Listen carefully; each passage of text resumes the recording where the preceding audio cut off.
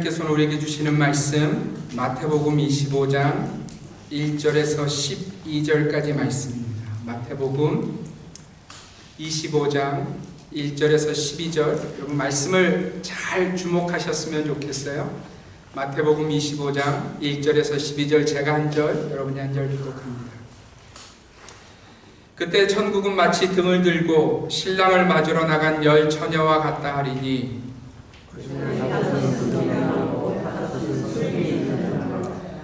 미련한 자들은 등을 가지되 기름을 가지지 아니하고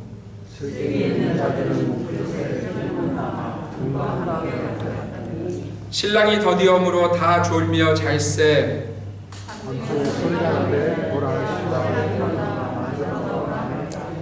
이에 그 처녀들이 다 일어나 등을 준비할세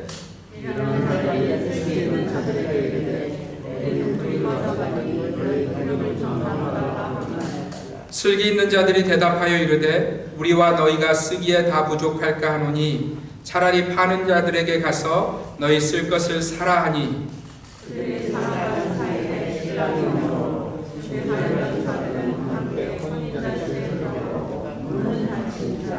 그 후에 남은 처녀들이 와서 이르되 주여 주여 우리에게 열어주소서. 대답하여 이르되 진실로 너희에게 이르노니 내가 너희를 알지 못하노라 하였느니라. 아멘. 한 인생의 이야기로 오늘 설교의 말씀을 시작하려고 합니다. 한번 보실래요? 여러분, 이 여성은요 2019년 미스 USA가 되었던, 그것도 미스 USA 역사상 최초로 흑인이 위너가 되었던 체슬리 크리스티라는 그런 여성입니다. 여러분, 그녀는 대단히 입지전적인 인물이에요. 미국 역사상 미인대회에서 흑인이 1등을 한 것은 이 여인이 최초입니다. 그런데 그녀가 단지 미모로만 대단할 뿐만 아니었고요. 그녀는 이 미인대회에 나올 때 이미 노스캐롤라이나 샬롯을 기반으로 하는 변호사였어요. 그리고 그녀는 평소에도 노스캐롤라이나 재소자들을 위해서 무료 법률 상담을 할 정도로 단지 자신만을 위해서 사는 인생은 아니었다는 거예요. 그런 그녀가 지난 1월 30일 30세의 인생으로 인생을 마감합니다. 그것도 어떤 병 때문에 그녀가 인생을 마감한 것이 아니고요. 뉴욕 한복판에 자신이 살던 아파트의 옥상에서, 그것도 60층에서 몸을 던짐으로 인생을 마감합니다. 그런 그녀의 마지막 유서에는 자신의 유산을 어머니에게 남긴다는 간략한 내용뿐이었어요. 여러분, 이 여성의 이야기를 뉴스로 들으면서 이런 질문이 생겼어요. 여러분, 어떻게 보면 다 가진 것처럼 보이잖아요. 그죠? 미모도 가졌고요. 그 미모 때문에 명예도 가졌어요. 그리고 사람들이 그토록 원하는 학위도 가졌고, 그것을 통해서 사람들이 올라가고자 하는 그 자리까지 오른 인생이 바로 이 여인이라는 거예요. 심지어 여러분, 그녀가 살던 곳이 뉴욕 한복판에 60층짜리 아파트의 9층에 그녀가 살고 있었어요. 여러분, 뉴욕 한복판에서 그 정도의 집을 가졌다는 것은 재정적으로도 그리 부족하지 아니 실상은 성공한 삶이라는 것을 보여주는 증거이기도 합니다. 그런 그녀가 어떤 이유에서인지 모르겠지만 지난 1월 30일 자신의 인생을 끝내기로 결정을 내린 거예요. 아마도 그녀 스스로가 감당할 수 없는 어떤 절망이 그녀를 덮었을 것이고, 자신이 가진 그 수많은 것들, 그러니까 사람들이 야, 나는 저 사람이 가진 것 중에 하나만 있어도 좋겠네 하던 그 모든 것들을 그녀가 가졌음에도 불구하고 그 어느 것도 지금 그녀가 만나고 있던 절망의 무게를 감당할 수 있는 것들이 아니었다는 거예요. 사람들이 인정하는 미모, 그 카드가요, 그녀의 절망을 해결하지 못했어요. 사람들이 인정하는 그 학위, 그 변호사라는 자격증, 사람들이 그토록 가지고자 하는 그 명예, 그 모든 카드가 그녀에게 있었음에도 불구하고 그녀가 가진 그 절망에는 통하지 않았다는 거예요. 그래서 그 인생에 사람들이 그토록 부러워할 만한 모든 것들을 가지고도 스스로 인생을 멈추기로 결정을 내렸다는 거죠. 제가 그 기사를 읽으면서 드는 생각은 참으로 안타깝다. 정말 안타깝다라는 생각이었어요. 물론 어떤 이들은 그녀가 가진 세상의 어떤 것들 때문에 안타깝다는 생각이겠지만, 그러나 제 마음속에 정말 안타까운 것은 그녀에게 없었던 하나님을 믿는 신앙, 그것이 없음이 참 안타까웠어요. 여러분, 제가 오늘 찬양하면서 이런 생각이 들었어요. 이 여성이 평생에 교회라는 곳을 한 번도 가보지 않았을까? 여러분, 미국에 사는 대부분의 사람들이요, 교회라는 곳을 떠나서 사실은 그 삶을 살아갈 수 없습니다. 적어도 한 번은 그 인생에 어렸을 때라도 분명히 교회라는 곳을 나가봤을 거예요. 그런데 귀 기울여 듣지 않은 거예요. 하나님의 말씀을 귀 기울여 듣지 않고요, 세상의 말은 열심히 귀를 기울여서 들었던 거죠. 너 성공해야 돼, 너 부자가 돼야 돼, 너 1등이 돼야 돼. 이 소리는 그 마음 가운데 가득 두고 그 인생을 살았다는 거예요. 그런데 여러분, 1월 30일 그날 그녀는 그 옥상에 서서 자신의 인생에 쌓아왔던 그 모든 것들이 자신의 절망을 해결할 수 없다는 것을 스스로 깨달은 거예요. 그리고는 그 안에 하나님이 없기에, 하나님에 대한 신앙이 없기에 그 인생을 마감하기로 결정한 거죠. 사랑하는 성도 여러분, 한 주간 제 마음 가운데 있었던 단어가 정말 안타깝다. 예수 만났으면 그런 인생의 결말은 아니었을 텐데. 사랑하는 성도 여러분, 오늘 우리가 읽은 성경의 본문은요, 더 안타까운 인생들이 적혀져 있는 본문이에요. 제가 성경을 지난 한 주간 읽으면서 이 인생들만큼 안타까운 인생이 있을까라는 생각이 들었어요. 여러분, 오늘 주님이요, 천국에 대해서 말씀하시는데 단지 천국에 대해서 이야기하시는 것이 아니고요, 하나님 나라에 들어간 자에 대해서 이야기합니다. 하나님의 나라를 소유한 자에 대해서 말씀하고 계세요. 여러분, 주님이 비유로 말씀하시면서 하나님의 나라를 계속해서 이야기하시는데, 한 결혼식을, 이스라엘 사람들이 평소에 생각하고 있는, 만나고 있는 결혼식을 비유로 말씀하고 있어요. 여러분들이 좀 이스라엘의 결혼에 대해서 좀 알고 계셔야 되는데, 먼저 남자와 여자가 결혼으로 한 가정을 이루기 전에 이스라엘 사람들은 반드시 약혼이라는 과정을 지나갑니다. 신랑은 신부를 데려오기 전에 신부의 부모에게 찾아가서 굉장한 상당한 액수의 돈을 신부의 부모에게 줍니다. 그 이유는요, 지금까지 키워온 딸을 내 아내로 주는 것에 대한 감사의 표시예요. 사랑하는 여자를 아내로 얻기 위해서는 이 과정이 반드시 필요했는데요, 성경에 보면 야곱이 여러분 라반의 집에서 라헬과 레아를 아내로 얻잖아요. 여러분, 그저 아내로 얻은 것이 아니라 얼만큼의 수고를 하죠? 7년 14년의 수고를 이 야곱이 하고서야 네 아내다라는 확정을 얻습니다. 이런 마치 그런 것처럼 신랑은 신부의 아버지에게 돈을 지불한다는 거예요. 그리고 나서 신랑이 이제 신부의 아버지에게 돈을 지불하면 신랑 외에는 그 누구도 그 신부를 아내로 얻을 수 없다는 확증이 되는 겁니다. 여러분, 여자의 부모가 이렇게 돈을 받으면요, 남자가 여자에게 포도주를 한 잔 따라주면서 이렇게 말한다고 합니다. 나는 당신을 나의 아내로 맡고 싶습니다. 이 포도주를 당신에게 따라줌으로 나는 당신을 위해 나의 생명을 바칠 것을 다짐합니다. 당신도 이 잔을 받아 마심으로 나의 아내가 되어주기를 바랍니다. 이렇게 말하면서 포도주 한 잔을 준다는 거예요. 그리고 여자가 이제 그 잔을 받아 마시면 그 결혼에 대한 승낙이 되는 거예요. 여러분, 그리고 나서 이 과정이 끝나면 바로 가정이 이루어지는 것이 아니에요. 남자는 이제 여자를 신부의 집에 여전히 두고는 자신의 집으로 돌아갑니다. 왜냐하면 신부가 자신의 집으로 오는 일을 위해서 남자가 준비해야 될 것이 있기 때문이에요. 그런데 문제는 그 준비가 언제 끝나는지는 신랑도 모른다는 거예요. 누구만 아냐면 유일하게 신랑의 아버지만 안다는 거예요. 이스라엘 전통에 따르면 그렇게 신부 데려오는 날을 정하는 이가 바로 신랑의 아버지라는 겁니다. 여러분, 신랑의 아버지가 이제 자신의 가정에 새로운 사람이 들어오기 위한 모든 준비가 다 되었다고 생각하면 신랑에게 이렇게 말해요. 야, 이제는 가서 신부를 데려오라, 이렇게 말합니다.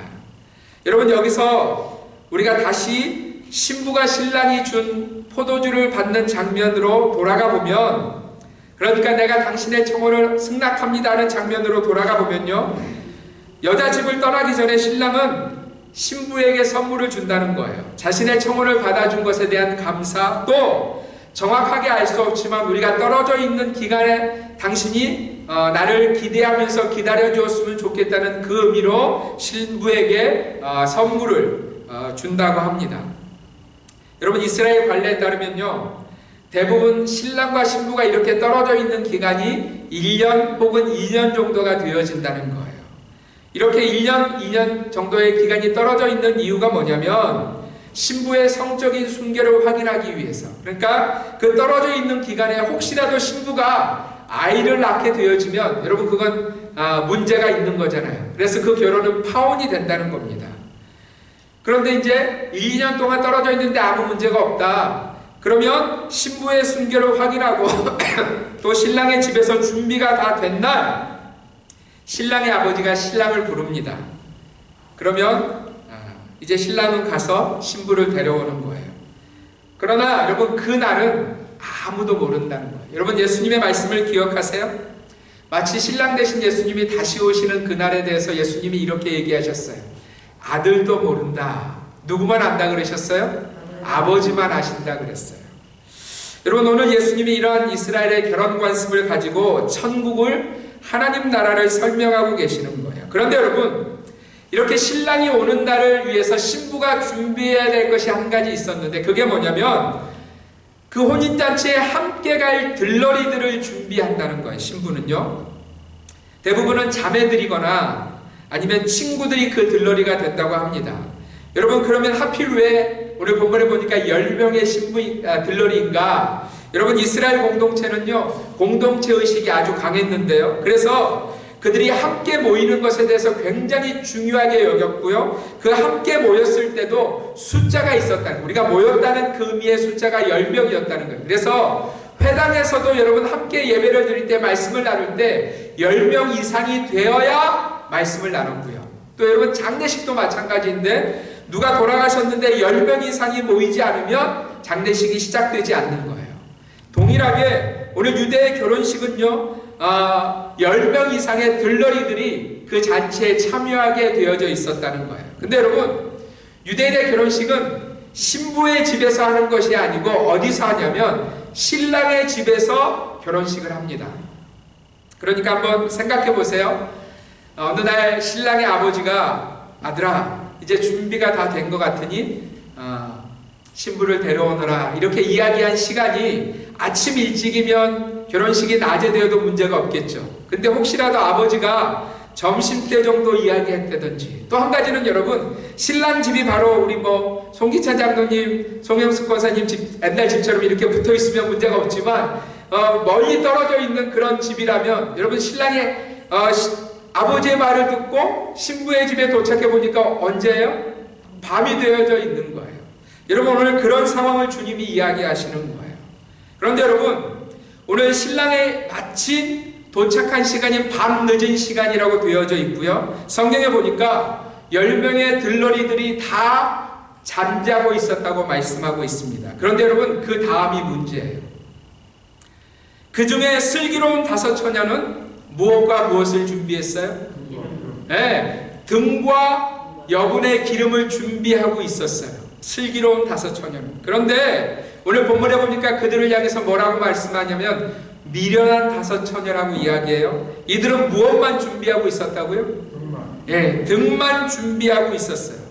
그래서 이제 사람들이 야, 신랑이 온다! 이 소리를 듣고 그들이 깨어나서 신랑을 맞으려고 가다 보니까 등불에 기름이 거의 타버린, 그죠? 이제 딱 봐도 알겠는 거예요. 조금만 지나면 꺼져버리겠구나, 이런 생각이 든 겁니다. 그래서 기름을 준비한 자들에게 우리의 등이 거의 다 탔으니 우리가 좀 이렇게 쉬어야 해서 나눠서 썼으면 좋겠다, 이렇게 이야기하는 거예요. 그런데 여러분, 이 슬기로운 다섯 처녀들이 생각해 보니까 신랑의 집이 멀리 떨어져 있어서 그 밤에 그 길을 가고 또 그 밤에 혼인잔치를 시작하면 내가 가진 기름으로도 부족하다는 생각이 드는 거예요. 그래서 뭐라고 이야기합니까? 차라리 파는 자들에게 가서 기름을 사는 것이 낫겠다라고 이야기합니다. 여러분, 이 미련한 다섯 처녀들이요, 결국은 기름을 사기 위해서 파는 장소에 달려갑니다. 문제는 그들이 기름을 사기 위해서 간 순간에 신랑이 신부의 집에 도착해서는 신부를 데리고 자신의 집으로 가버렸다는 거예요. 허겁지겁 기름을 사서 와서 보니까 동네가 이미 허전해졌어요. 신부의 집이 허전해졌어요. 신부가 이미 신랑을 따라서 떠났다는 거예요.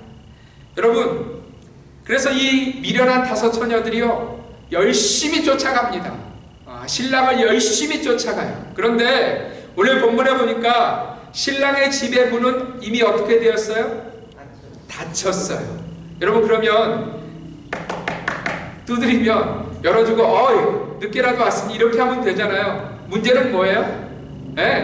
주님이 뭐라고 말씀하시냐면 내가 너희를 도무지 모른다 이렇게 말씀하고 있어요. 천국에 대한 이야기를, 하나님의 나라에 대한 이야기를 주님이 말씀하시는 거죠. 여러분, 제가 이 말씀을 지난 한 주간 읽으면서 제 마음이 참으로 안타까워졌어요. 여러분, 같은 자리에 있었잖아요. 그죠? 다른 들러리들처럼 같은 목적으로 신랑을 기다리고 있었잖아요. 심지어 여러분, 그들은 무엇도 가지고 있었어요? 등도 가지고 있었어요.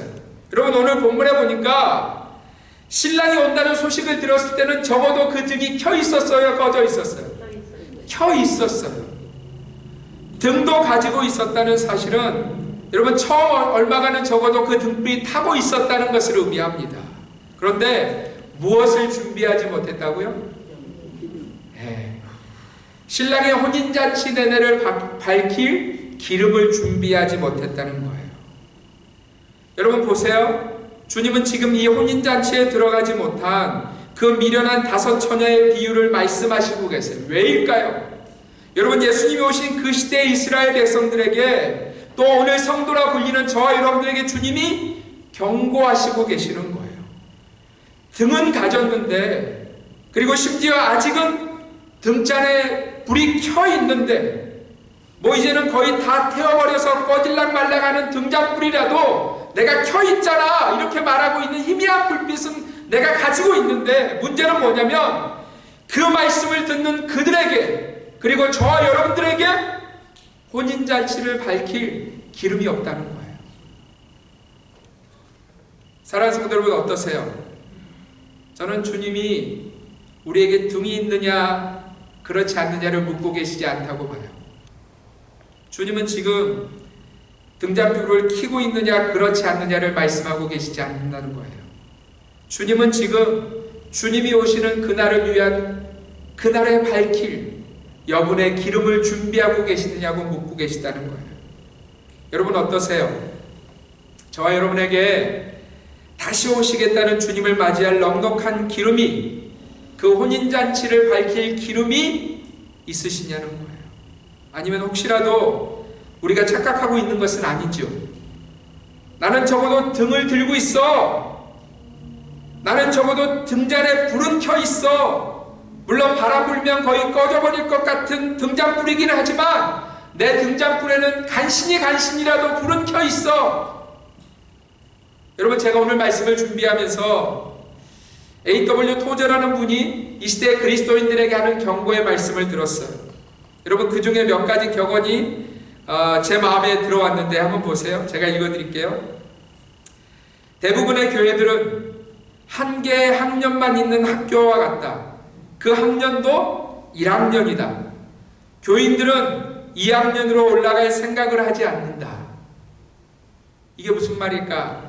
여러분, 교회가, 하나님의 성도들이요, 그저 1학년에 갓 들어온 아이들 같다는 거예요. 여러분, 제가 아직도 제가 제 때는 국민학교라고 불렀는데, 국민학교에 처음 들어가던 그날을 기억합니다. 저희 또래들이 다 가슴에 뭘 찼어요? 손수건. 왜 손수건을 찼냐면 하도 콧물들을 지지르니까 아예 가슴에 붙이고 오라 그랬어요. 여러분, 제가 그날에 그 운동장에 그렇게 길게 서 있던 그 첫날을 제가 지금도 기억해요. 그리고 제 아이들 셋이 다 초등학교 1학년에 들어갈 때, 프리스쿨에 들어갈 때 그 장면을 기억하는데요. 여러분, 그 프리스쿨 아이들, 그 초등학교 1학년 아이들의 그 1학년 한 해가 여러분 선생님들이 무슨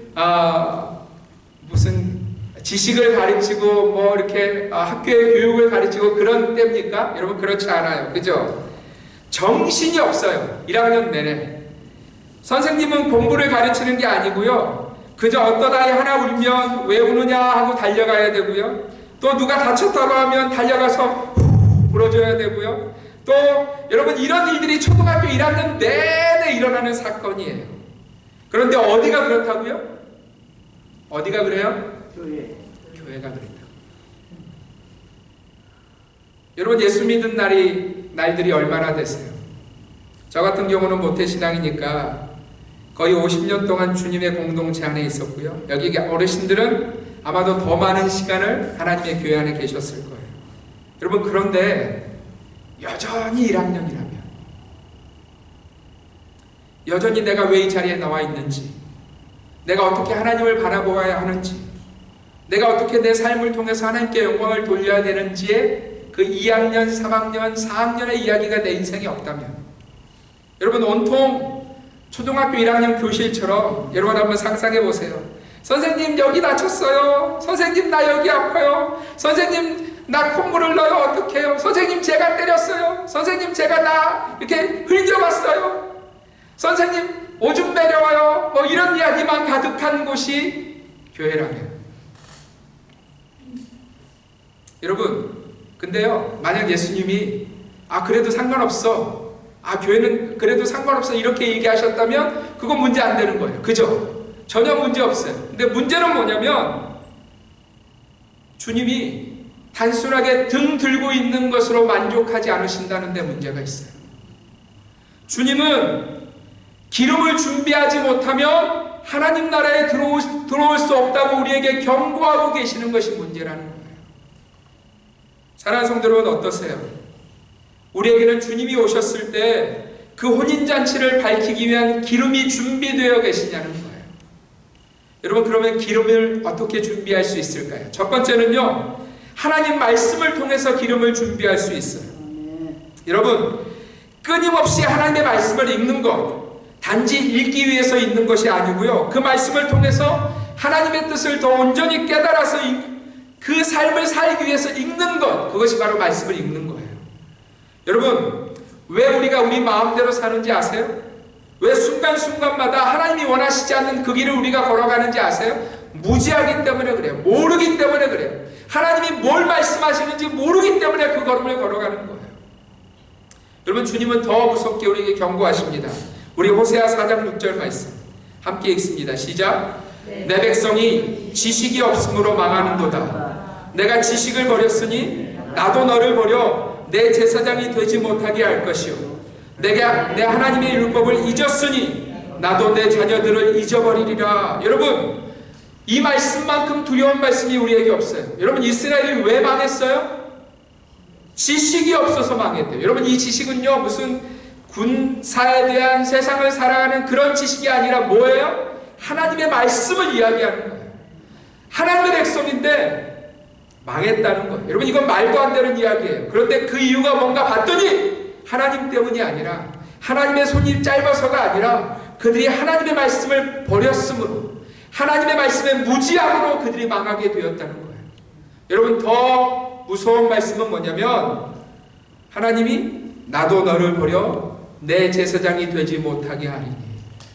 여러분 결국 이스라엘은요 하나님이 주신 그 제사장의 자리를 빼앗깁니다.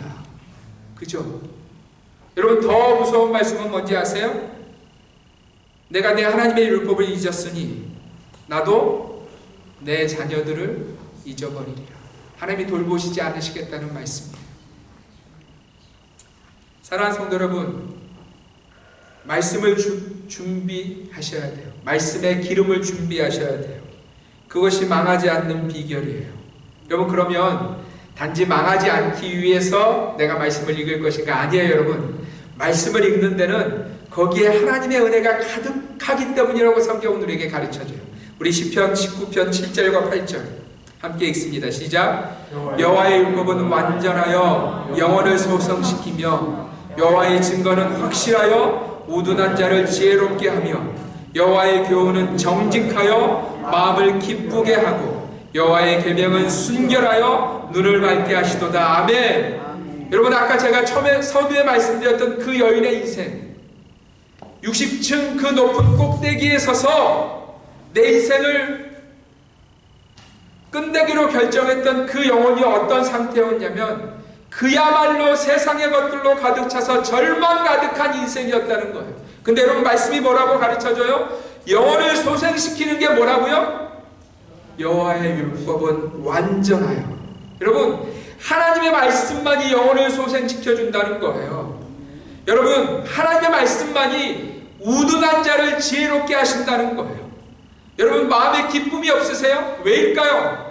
여호와의 교훈은 정직하여 마음을 기쁘게 하고, 하나님 말씀을 읽지 않으니까 그 마음 가운데 기쁨이 없는 거예요. 그렇게 수고해도, 다른 사람 2배, 3배 내 인생에 열심히 일해도 내 마음에 기쁨이 없는 이유가 뭐라고요? 하나님의 말씀이 없어서. 여러분, 영적인 눈이 가리워져 있는 이유가 뭐냐면 하나님의 계명이 그 삶 가운데 없기 때문이라는 거예요. 여러분, 제가 이렇게 말씀을 드려도 말씀을 읽지 않아요. 도대체 어떻게 말씀을 드려야 말씀을 읽을까요? 여러분, 또 하나 기름을 준비하는 방법은 기도입니다. 기도. 여러분, 제가 오늘 설교를 무슨 새로운 얘기하고 있는 게 아니에요. 이 교회를 섬기면서 여러분들에게 계속해서 도전하고 있는 또 그 얘기하고 있는 거예요. 여러분, 기도하고 계십니까? 정말 기도하고 계세요? 여러분, 예수님이 기도의 사람이라고 우리는 배웠습니다. 여러분, 예수님에게 기도가 필요할까요? 아니면 필요 없을까요? 한번 생각해 보세요. 상식적으로. 예수님은 하나님이시잖아요. 하나님의 아들이시잖아요. 그죠? 그분은 말씀으로, 그 말씀 자체이신 예수님이 이 땅의 모든 것을 창조하신 분이 바로 그분이세요. 그런데 여러분, 그분이 이 땅에 오셨을 때 그분은 기도의 사람이었다고 성경은 보여주고 있어요. 마가복음 1장 35절 말씀 함께 읽습니다. 시작. 새벽 아직도 밝기 전에 예수께서 일어나 나가 한적한 곳으로 가사 거기서 기도하시더니, 여러분, 새벽 기도를 누가 시작하셨어요? 예수님이 시작하셨어요. 보세요. 새벽 아직도 밝기 전에 그 미명의 예수님이 일어나셨다는 거예요. 그리고 집에서 그냥 기도하셨어요? 네, 아니에요. 한적한 곳으로 가사. 사랑하는 성도 여러분, 주님이요, 하루를 시작하기 전에 그 새벽의 시간에 심지어 아무도 없는 곳으로 가셔서 하나님께 기도하셨다는 거예요. 여러분, 주님의 기도가 여기서 멈추지 않습니다.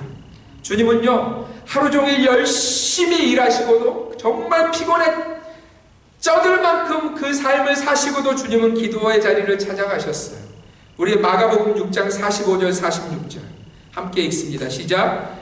예수께서 즉시 제자들을 재촉하사 자기가 무리를 보내는 동안에 배 타고 앞서 건너편 벳세다로 가게 하시고 무리를 작별하신 후에 기도하러 산으로 가시니라. 여러분, 이 본문이 지금 어떤 배경이냐면 예수님이 광야에서 무려 2만 명에 가까운 사람들에게 말씀을 전하시고 또 5병의 기적을 행하신 다음에 본문이 이 본문이에요. 주님이요, 제자들을 재촉하셔서 야, 너희가 좀 쉬어야 된다. 그래서 배를 타고 건너편 벳세다로 보내십니다. 그리고 사람들을 다 흩으세요. 그리고 예수님이 벳세다로 건너가신 것이 아니라 어디로 가셨어요? 산으로 가셨어요. 기도하기 위해서 산으로 가셨어요. 여러분, 이것만도 아니에요. 누가복음 6장 12절에 보면 주님의 기도는 여기에 이릅니다. 우리 함께 읽습니다. 시작. 이때 예수께서 기도하시러 산으로 가사 밤이 새도록 하나님께 기도하시고. 여러분, 철야 기도를 누가 하셨어요? 예수님이 하고 계세요. 여러분, 예수님은 기도의 사람이셨어요. 여러분, 우리가 왜 이렇게 말씀과 기도로 우리 삶을 채워야 되는지 아세요? 성도가 준비해야 될 기름은요, 말씀과 기도를 통해서만 가능하기 때문에 그래요. 여러분, 그 기름이 무엇일까? 제가 묵상해 보니까 성경은요, 그 기름, 성도가 준비해야 될 기름이 성령이라고 가르쳐 주시더라고요. 사랑하는 성도 여러분, 예수님이 이 땅에 계시는 내내, 아니, 여러분, 이 땅에 예수님이 오시는 동안 누구로 잉태되셨어요? 성령으로 잉태되셨어요. 여러분, 예수님이 광야에 시험 받으러 가시는 그 순간에 누구에게 이끌려 가세요? 성령에게 이끌려 가세요. 성령은 예수님의 사역의 모든 것이셨고, 성령은 예수님이 하나님의 뜻에 온전하게 살도록 예수님을 이끌어 주신 분이셨어요.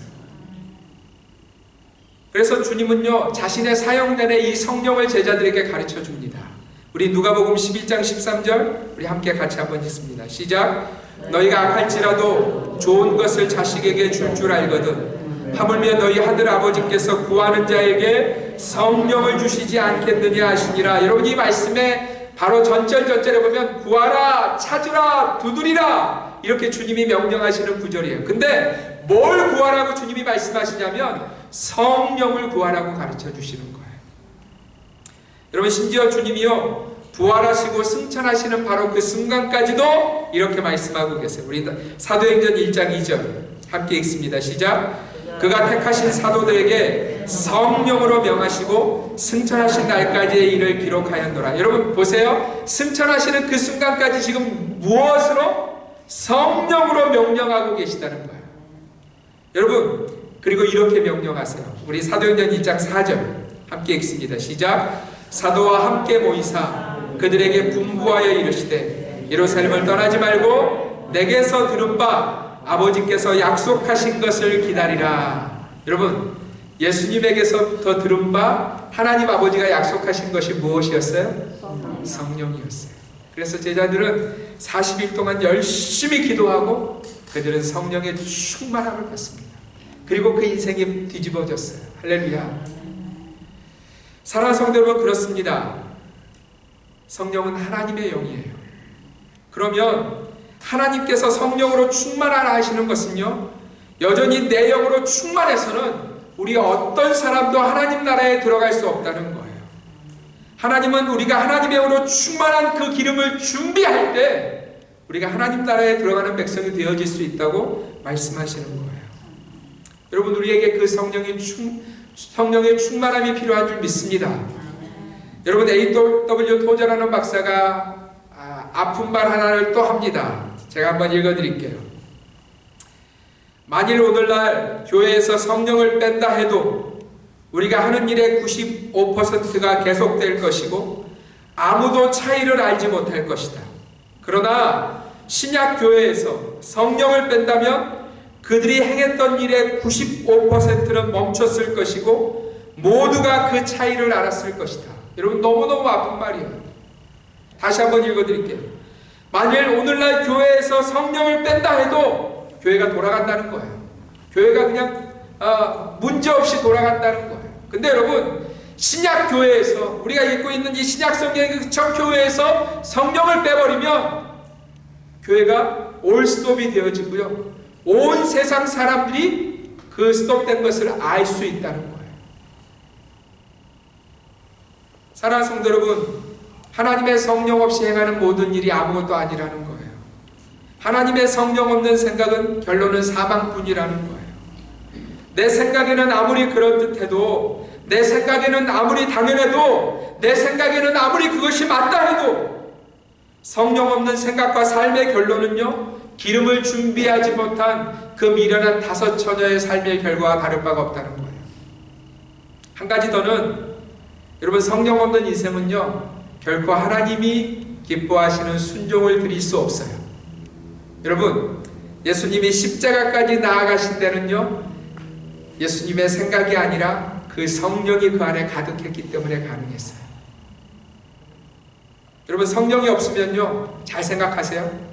성령이 없고 내 영만 있으면 내가 동의하는 데까지는 갈 수 있어요. 그죠? 성령이 없고 내 영만 가득하면요, 내가 이해하는 데까지는 갈 수 있어요.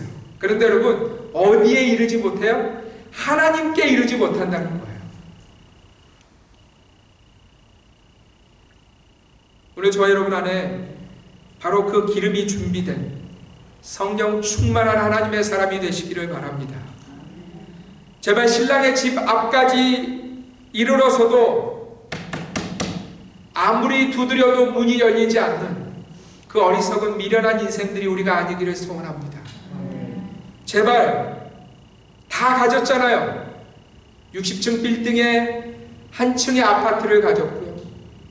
사람들이 다 인정하는 1등의 자리에 있었고요. 내 나름대로 변호사라는 내 인생에 무엇도 이룬 그 인생이 되었고, 내 나름대로 최선을 다해서 내 삶을 살았는데, 여러분 그 1월 30일 그날 뉴욕 한복판의 그 60층 빌딩 위에는요 절망밖에 없었어요. 왜일까요? 하나님이 없었기 때문에. 사랑하는 성도 여러분, 기름을 준비하십시오. 말씀과 기도로 무장하고 성령 충만함으로 기름을 준비하세요.